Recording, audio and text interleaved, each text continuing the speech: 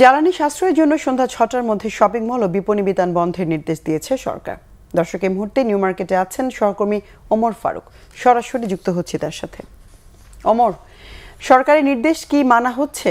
কেমন দেখছেন মার্কেটের পরিস্থিতি?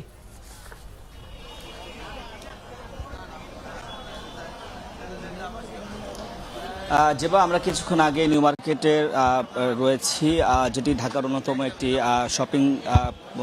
ঢাকার যে মানুষ তারা কিন্তু এখানেই মূলত অধিকাংশ সময় এখানে কেনাকাটা করে। আজকে যেহেতু শুক্রবার, সরকারি ছুটির দিন, আমরা দেখতে পাচ্ছি যে আসলে ইতিমধ্যে 6টা বাস ইতিমধ্যে আসলে 6টা বেজেছে, কিন্তু আসলে এই মুহূর্তে কোনো দোকানপাট কিন্তু স্বাভাবিকভাবেই কার্যক্রম চলছে, কোনো দোকানপাটে কিন্তু বন্ধ হয়নি। এবং আমরা এখানকার যারা দোকানে আছে তাদের সাথে আমরা কথা বলেছি, তারা বলছেন যে আসলে তারা পত্রপত্রিকা বা বিভিন্ন মাধ্যমে তারা জেনেছে, তবে দোকান মালিক সমিতি যারা রয়েছে তাদের পক্ষ থেকে কিন্তু কোনো নির্দেশনা আসেনি বলে আমাদেরকে জানিয়েছে। কিছুক্ষণ আগে একজন দোকানের সাথে কথা বলে তিনি আমাদেরকে এমনটা জানিয়েছেন। এবং আমি যদি দেখাই ক্যামেরার মাধ্যমে, যে দেখতে পাচ্ছেন যে সমস্ত সকল দোকানই কিন্তু আসলে খোলা রয়েছে। আসলে যে দোকান বন্ধের ব্যাপারে যে নির্দেশনা, সেই নির্দেশনা কিন্তু আসলে কেউই মানছে না। এবং তারা যেটি বলছেন যে তাদেরকে আসলে দোকান মালিক সমিতির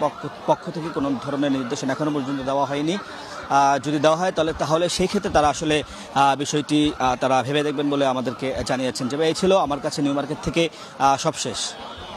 ওমর, ধন্যবাদ আপনাকে। প্রয়োজনে আবারও যোগাযোগ করব।